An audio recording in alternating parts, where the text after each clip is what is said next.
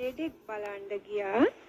ඒ රෝගියාගේ වෛද්‍ය වාර්තාවලත් එක්ක අර අපි අඳුරන දොස්තර දුවක් එයා කිව්වේ ඒ මොලේ පොඩි ගෙඩියක් ඇවිල්ලා ඒ ගෙඩියම තමයි කැන්සර් කියලා වෙලා තියෙන්නේ.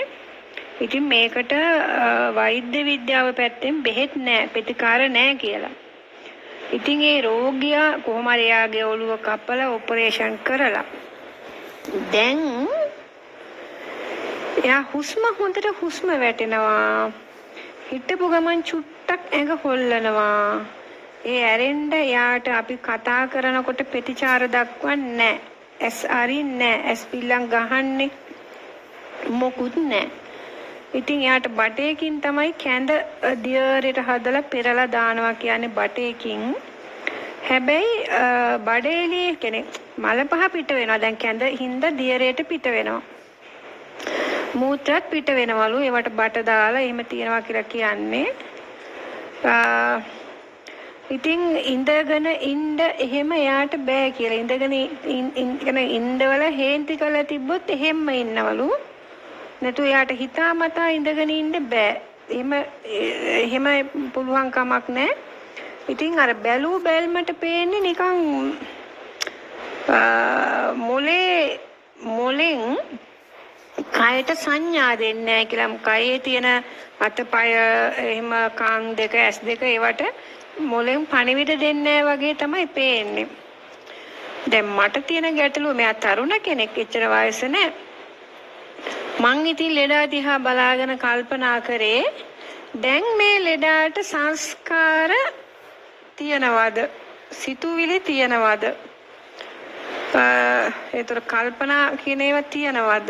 ඉතින් ඒක අපිට බාහිරින් රූපෙන් බලන්න බෑනේ. මෙයාට කල්පනා තියනවද, සිතුවිලි තියනවද කියලා අපිට බලන්න බෑනේ. එතකොට ඉතින් ඔන්න ඔතන තියන දැන් මෙයා මැරුණොත් කොහොමද ලෙඩා වැඩි කල ජීවත් වෙන එකක් නෑ. එයා මැරුණොත් ඊළඟ උප්පත්තිය මොන වගේ වේද? ඒ කියන්නේ මෙයාගේ ස්වභාවය, දැන් හිතේ ස්වභාවය මොන වගේ එකක් වෙලා ඇතිද? දැන් මෙයාට මොලෙන් කයට සංඥා දෙන්නේ නැහැ වගේ තමයි පේන්නේ. මොකද කිසි ප්‍රතිචාරයක් දක්වන්නේ නැහැ අපි කතා කරාට. එතකොට අතපය හොල්ලන්නේ නැහැ. පොඩ්ඩක් හිටපු ගමන් ගැස්සෙනවා. එතකොට මෙහෙම කියන්නේ ඒ දැන් වෛද්‍යවරු කියලා තියෙන්නේ මෙයාගේ මොලේ ගොඩක් දැන් සවුත් වෙලා තියෙන. ඒ නිසා මේක සුව කරන්න බෑ කියලා. ඉතින් එතකොට මේ මොලේ පණිවිඩ දෙන්න එපා ඉන්ද්‍රියන් වලට. ඒක දෙන පාටක් නැති වගේ. හැබැයි හොඳට හුස්ම වැටෙනවා. මේ ලෙඩාගේ ශරීරය දුර්වල නැහැ. හොඳට පුෂ්ටිමත්ව තියෙනවා. ඔළුව පැත්ත නම් ටිකක් කන් එහෙම කළු වෙලා ඒකට අර මොනවාද කරන්ට් එක ඇල්ලුව හින්දා කියලා කියනවා. බෙහෙත් එකෙන් කළු වෙන්නේ කියලා කියනවා. මට තිබ්බ ප්‍රශ්නේ දැන් මරණ මංචකයේදී ඊළඟ උත්පත්තිය හදන්නේ සංස්කාරයනේ. ඒතර මෙයාට සංස්කාර තියනවාද? මොකද මොලේ අක්‍රියයි. මොලෙන් සංඥා එන්නේ නැහැ. ඒතර මොලෙන් කයට සංඥා එන්නේ ඇස් දෙක වහගෙන ඉන්නේ. කන් දෙකට ඇහෙනවද දන්නේ නැහැ. ප්‍රතිචාරයක් දක්වන්නේ. එතකොට එහෙම කෙනාට සංස්කාර තියනවාද? ඒතර සංස්කාරය වෙන්නේ නැත්නම් මෙයාට දැන් මොලේ ප්‍රශ්නයක් හින්දා සංස්කාර සිද්ධ වෙන්නේ නැත්නම් සිතුවිලි කල්පනා කියන දේවල් නැත්නම් ඊළඟ උපත්තිය මොන වගේ එකක් වෙයිද?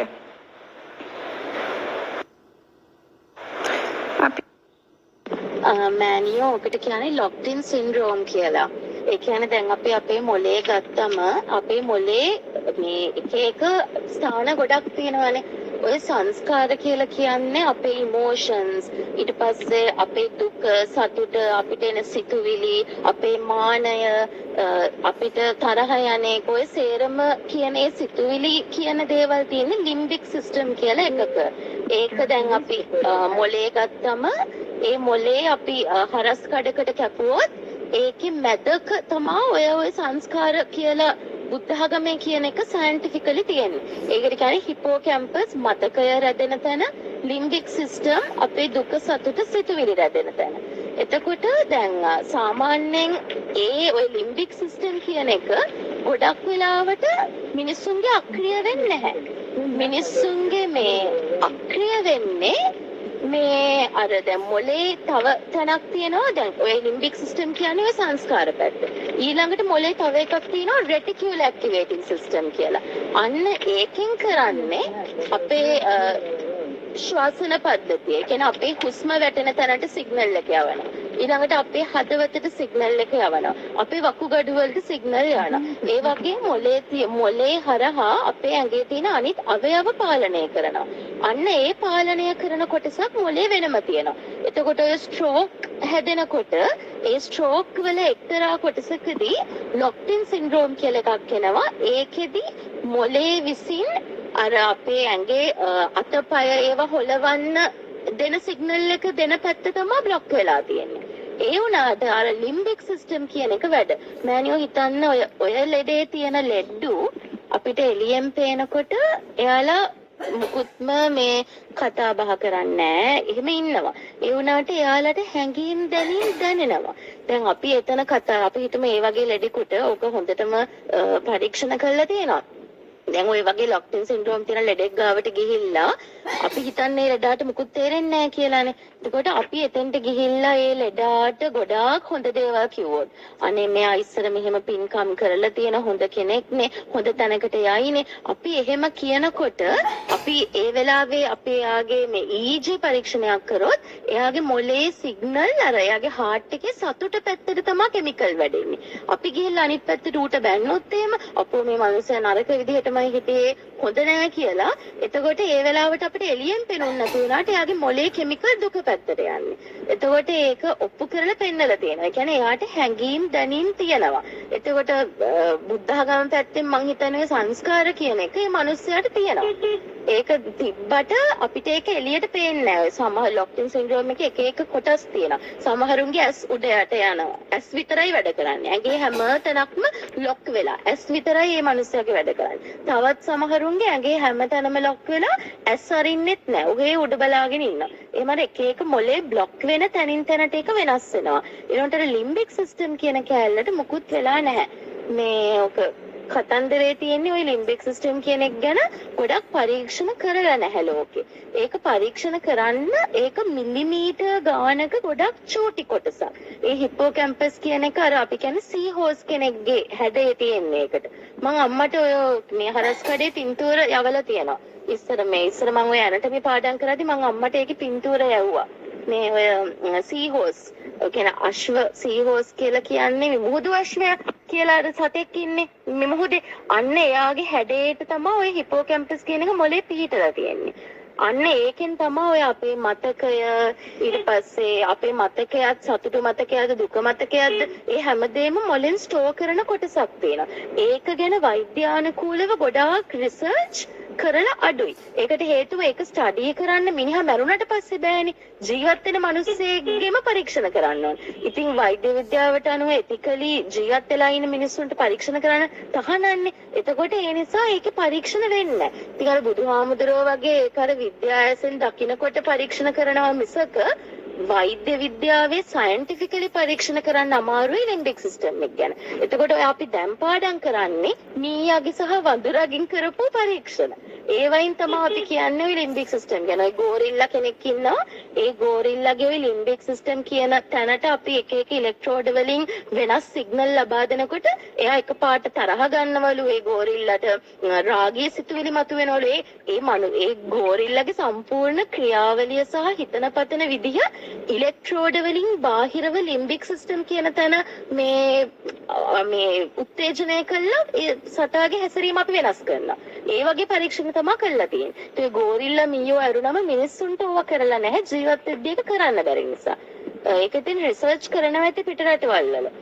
මේ ඕක බුද්ධ ආගමට හොඳටම සම්බන්ධ කරන්න පුළුවන්. ඕක තමයි සයන්ටිෆික් පැත්ත මෑන්නේ. මෙහෙණින් වහන්සේ මම සන්දය ඇත්තටම අපිත් මෙහෙණින් වහන්සේකින් එහෙම ඉගෙන ගත්තේ නිකම් මට හිතෙන විදිහට මේ සේව හිටපු ගමන් ගැස්සෙනවා වගේ කියන්නේ අපි නිකන් අහලා තියෙනවනේ දැන් ඔහොම හිටියත් දැන් අපි කියන්නේ වුණත් ප්‍රතිචාර දක්වන්නත් විදියක් නැති වෙලාවකුත් තියෙනවා කියලා. ඒකනේ කියන්නේ එහෙම වෙලාවට ඇහෙන්න මුකුත් කියන්න එපා කියලා අර මැරෙන්න යනකොට ඒ ඇහෙනවා කියලා. මට නිකන් හිතෙනවා ඇස් දෙක කරගන්න බැටුව ප්‍රතිචාරයක් නොදක්වුවාට සමහර වෙලාවට කියන ඒවෙම ඇහෙනවා ඇති කියලා. සංස්කාරات ඇති කියලා හිතෙන විදියට මට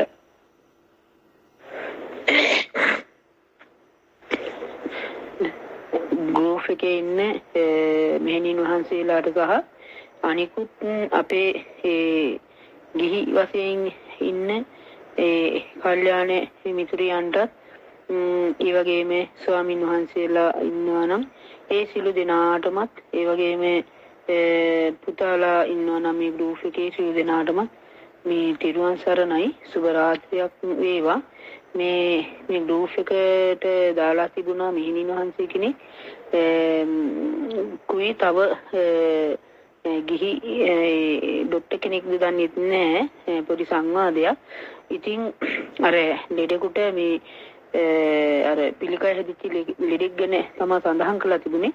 ඉතින් මමත් මේකට අරුතක් එකතු කරනවා නම් මම හිතන්නේ ලෙඩෙකුගේ මේ සිහිය නැති ඒ වෙලාවේ අර මේ උඩු හිතට මේ කිසි දෙයක් තේරුන්නේ නැතත් මම හිතනවා යටි හිත කියන දෙයට අපි කතා කරත් ඒ දේ ඇහෙනවා කියලා මේ ඒක ඇත මටත් මේ තේරෙනවා. මේ ඊට පස්සේ තමයි දැන් දහම තුලින් එයාලට පුළුවන්කමක් ලැබෙනවා තමන්ගේ කර්මානුරූපව මේ අපේ දහම තුලින් යම්කිසි ඒ සිතුවිලි මේ ප්‍රසන්න භාවයට පත් වෙනකොට ඒ ශරීරයේ ලේ ධාතු පිරිසුදු වෙලා මේ සමහරට යාලට මෙලවටත් ඒක වාසනවන්ත භාවයට පත් කරගන්න පුළුවන්කමක් ලැබෙනවා. ඒ වගේම තමයි ඒ පරලෝ ගමනට මේ ධර්මයෙන් හෝ ලැබෙන ඒ ආස්වාදයේ ඒ අයට පරලෝ ගමනත් මේ සාර්ථක භාවයට පත් කරගන්න පුළුවන් වෙනවා කියලා මේ ඉතින් මම මේ තුලින් සඳහන් කරන්න කැමති සීල දෙනාට තෙරුවන් සරණයි. තෙරුවන් සරණයි. මේ කතාවේදී මට තේරෙන කිසි දෙයක් තමයි ඉන්ද්‍රිය හයින් ඉන්ද්‍රිය පහකම ගන්න දෙනු නැත්තම් මොලෙත් එක්ක විතර නම් වැඩ කරන්නේ සමහරට අර මනසත් එක්ක ටීවී එක ඇඩ් එකක් යනවා වගේ තමන් කරපු කුසල මනසට අරමුණු වෙන්න පුළුවන්. ඒ අනුව එයාගේ පණකින් යන අවස්ථාවේදී ඊට අනුරූපව හොඳ කියන ඒකින් උපත්ය ඔහොයිට සුගතිගාමී ජීවිතයක්ද දුගතිගාමී ජීවිතයක්ද කියන මේ අපිට හරියටම කියන්න බෑ නෝ. සරයාට අසහනේ දියර පහරන්ති වගේ චුතිසිත අනුව මනසත් එක්කම දෙනකොට හොඳ දේවල් නිවර කරලා තිබුණා. ඔහොවිට හිත අනුරූප විපාක ලැබෙනවා. අකුසල වැඩවල කරලා තියෙනවා මේ ජීවිතී සමීපව. එයාම පත්තරවන තීරයට කියන්න පුළුවන්. ඊට අමතරව තව ඒ සම්බන්ධයෙන් දැන් ඉගෙන ගත්ත ස්වාමීන් වහන්සේ කෙනෙකුට ආදාසක් දක්වලා ඉවන්නන්නේ ත්‍රිසරණ. තෙරුවන් සරණයි මෑණියනි. මෙතෙන්දි මටත් හිතුණා අදහසක් ඉදිරිපත් කරන්න. මෑණියනි දැන් සාමාන්‍ය ජීවිතයක් ගත කරන හැටි ඕනම පුද්ගලයෙකුට හිත භාවිත හිතක් නැත්නම් එයා පුරුදු කරලා නැත්නම් එයාට ඕනම සංස්කාරයක් ආපුවාම එයාට ඒක දරා ගන්න බැහැනේ. වේදනාව දැන් ওই වගේ ලෙඩෙක්ගේ නම් එයාට වේදනාව දැනෙනවා. නමුත් එයාට ඒ වේදනාව කියා ගන්න බැහැනේ. ඒක දැනෙනවා. එතකොට එයාගේ අර ડોක්ටර් කියලා තියෙන විදිහටත් එයාගේ අර ඉන්ද්‍රියන් හොලවන්න බැරි ඒ පැත්ත මොලේ වැඩ කරන්නේ නැහැනේ. ඒ වුණාට දැන් එයාගේ මොලේ අනිත් පැත්ත වැඩ කරනවානේ. මේ අර සංස්කාර පැත්ත එළියෙන් දෙයක් එළියට පෙන්වන්න බැරි වුණාට අතුලාන්ති වැඩනේ. එතකොට අර විදර්ශනාව නොවඩවපු කෙනෙකුට එයාට තේරෙන්නේ නැහැනේ. මේ වේදනාවක් ආවතින් තරහක් ආවතින් අර එයාට ඒක පාලනය කරගන්න. විදර්ශනාව වඩපු කෙනා මේ දැන් එයාට ඒ වෙලාවේදී විදර්ශනා වඩන්න බෑ. කලින් ඉඳන් විදර්ශනා වඩපු කෙනෙක්ට එයාට මේ මරණ මොහොතේදී ඒ චුතිසිතේදී එයාට ඒක විදර්ශනා කරන්න පුළුවන් නේ. ඒක තමයි මේ විදර්ශනා කරන්න කියන එකේ වැදගත්කම. මුලින් දැන් මේක මරණාසන්න මොහොතකට අවිලා මේක කරන්න බෑ. හැබැයි අපි වේලාසනින්ම මේ දවසක් මේ වෙනි දවසක් එන්න පුළුවන් මේ අන්නේ බව දැනගෙන මේ සසරේ ගමනේ භයානකකම දැනගෙන එතකොට මේ විදර්ශනා කරන්න පුරුදු පුහුණු වෙන කෙනාට මේ වගේ වෙලාවෙදී මොන සංස්කාරයාවත් ගැටලුවක් නැහැ කියන එක තමයි මට නම් තේරෙන්නේ.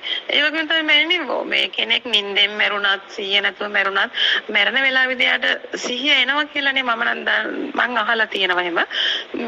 මරණාසන්න මොහොතේදී යාට සිහිය ඇවිල්ලා තමයි යා මැරෙන්නේ කියලා.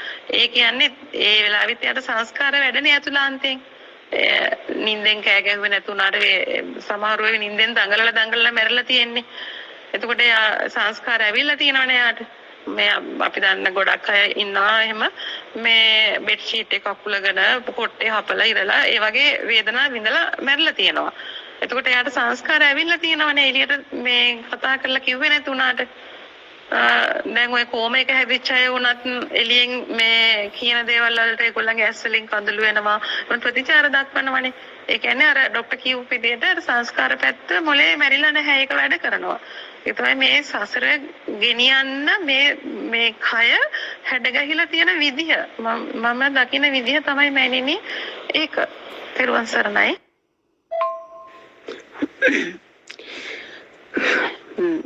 සියලු දෙනාටම තෙරුවන් සරණයි.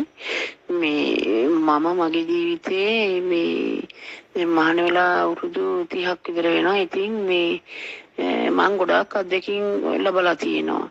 ඔය පේරාදෙණිය ඉස්පිරිතාලේ නුවර ඉස්පිරිතාලේ වගේම තමයි අනිකුත් ඔය සුළු ඉස්පිරිතාල වල පවා මම යනවා. ඔය මම ස්වේච්ඡාවෙන් යනවා මේ ලෙඩුන්ගේ දුක සැප බලලා ඔය අවසානයේ මොහොතේ ඉන්න අයට මම පිළිත් එහෙම කියන්නේ යනවා.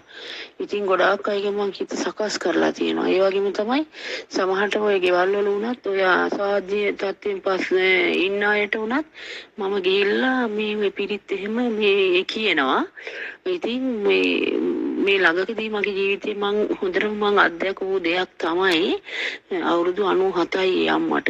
පස්සේ ඔය අම්මා උදේ ඉඳන්ම හොඳට මේ කතා බහ කරලා දරුවොත් එක්ක කාලා බීලා හොඳට ඉඳලා එකපාරටම හිටපු ගමන් මේ අම්මාගේ හිත වෙනස් වෙලා තියෙනවා. මේ 1-2 වෙන වගේ වෙනකොට මේ අම්මා මේ ඇඳේ නිදාගෙන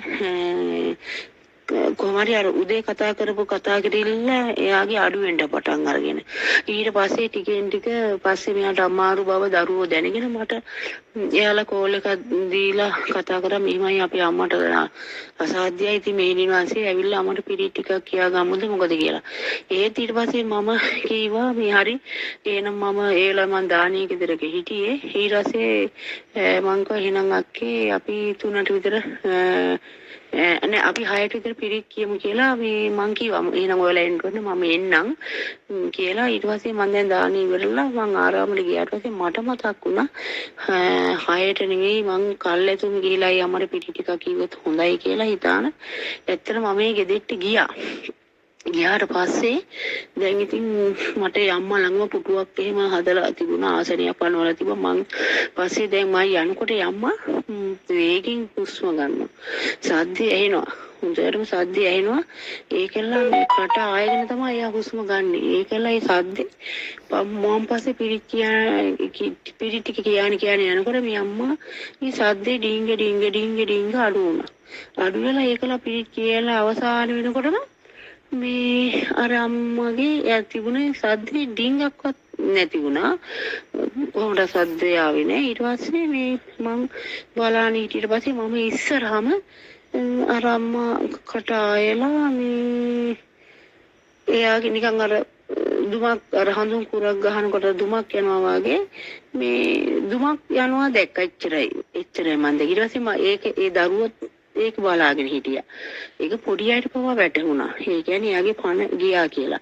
ඉතින් ඇත්තට මේ වෙලාවේ මම හිතන විදිහට ආන් ඒක ඉස්සලා මම කිව්වේ මේ උඩුහිතට එයාට එයා ඒ දේට අවධානය යොමු කරන්න යට ශක්තිය නැතුණත් අර යටිහිත හිතේ එයාගේ සියලු දේම එයා මේ අවබෝධ කරගත්තා කියන එක තමයි මට මේ කියන්න තියෙන්නේ. ඉතින් මම හිතුණා ඒ වෙලාවේ අම්මාගේ ඇත්තට මේ සුගතිය මේ යහපත් වෙන්න ඇති කියලා මම හිතනවා. එහෙනම් සියලු දෙනාට තෙරුවන් සරණයි. මගේ අත්දැකීමක් තමයි මම මේ සඳහන් කරේ.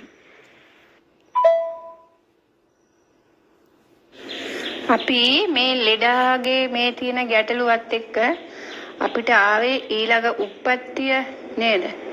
උත්පත්තිය මොකක් වෙයිද කියන එකනේ. මේ වෙනකොට සංස්කාර තියෙනවද කියලා නේද? අපි දන්නවා සංස්කාර කියන්නේ කෙලෙස්.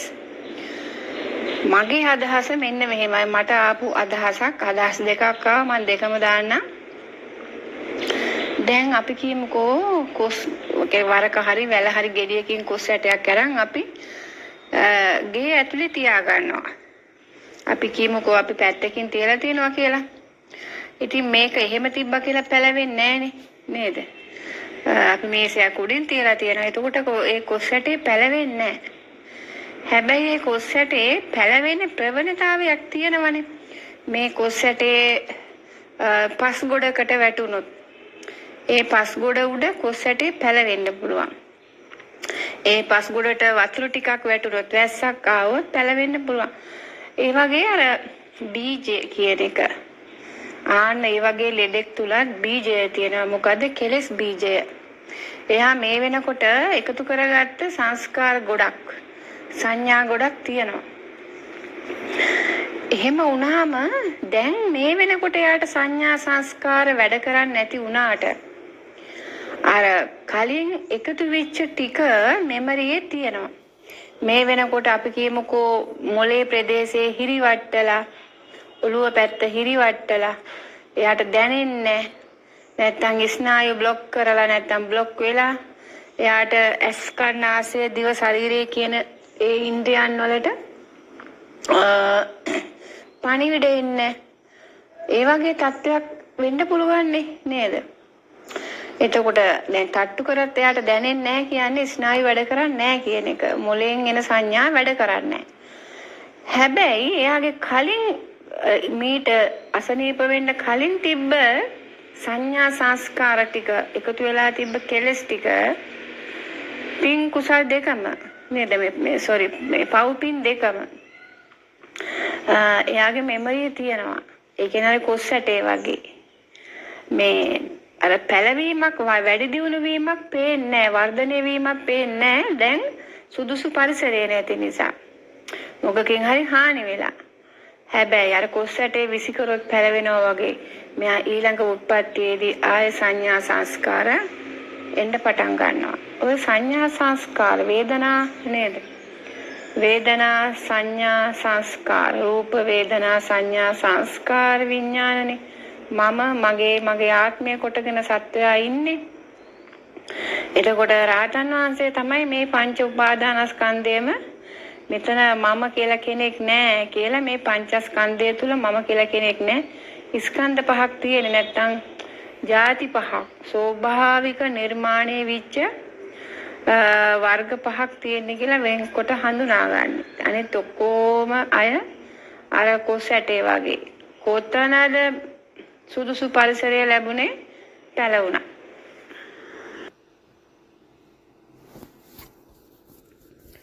ආන්නේ වගේම තව උදාහරණයක් තියෙනවා. මේ ඒකත් මගේ අත්දැකීමක්. මේ අපි කොළඹ ගෙදරක රෙන්ට් එකට හිටියා. ඒ ඉන්නකොට ඒ ගෙදර අඹ ගහක් තිබුණා. ඒ අඹ ගහේ ගෙඩි හැදෙනවා. පිරීලා ගෙඩි හැදෙනවා. නමුත් ගෙඩිය යන්තම් මෝරනකොට ගෙඩියට පණුව ගහනවා. ගෙඩිය පුපුරලා පණුව ගහනවා. කන්න බෑ. ඉතින් ඒ ගහේ කවදාවත් එහෙම ගෙඩි කෑවේ නෑලු. මොකද හැදෙන වාරයක් පාසා ගෙඩි පුපුරලා පණුව ගහනවා. ඉතින් අපි ওই ගෙදරට පදිංචියට ගියාම මම උදේ බුදුන් වැඳලා පිරිත් කියනවා. හවසත් බුදුන් වැඳලා පිරිත් කියනවා. ඒ පිරිත් කියනකොට පැන් එකක් තියා ගන්නවා මම. ඒ පිරිත් පැන් එක ඒ ගෙදර මිනිස්සුන්ට මම දුන්න ගහට එහින්ද කියලා. ඉතින් මමත් ඒ පිරිත් පැන් ඒ ගහේ මුලට දානවා වතුර එක. ඉතින් කොහොම වෙලා අපි ගිහිල්ලා අපි පදිංචි වෙලා ඊළඟ වාරෙදි ගෙඩි හැදෙනකොට ගහේ අර ගෙඩි පිපිරුවේ නැහැ. මේ පණුව ගැහුවේ නැහැ.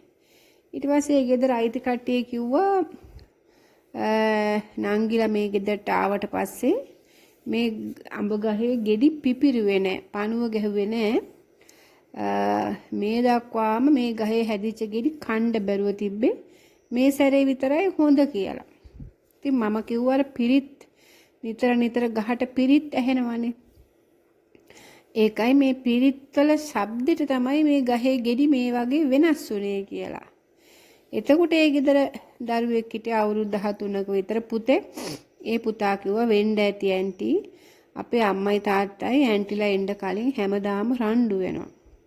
ඉතින් කුණු හරප කියනවා මේ දෙන්න. අන්න ඒ නිසාද දන්නේ එහෙනම් ගෙඩි පුපුරලා පණුව ගහන්නේ කුණු හරප සද්දෙට කියලා. ඉතින් අර ඒක එහෙම වෙන්න ඇති බොහෝ විට.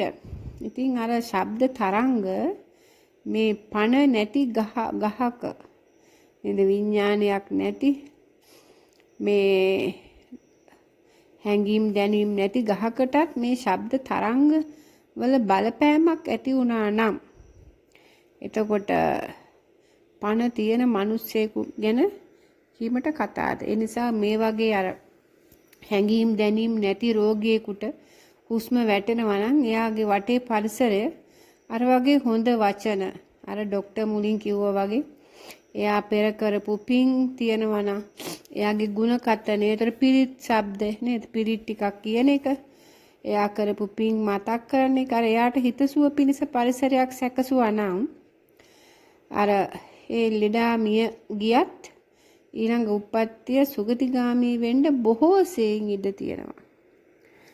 එහෙනම් හැමෝටම තෙරුවන් සරණයි.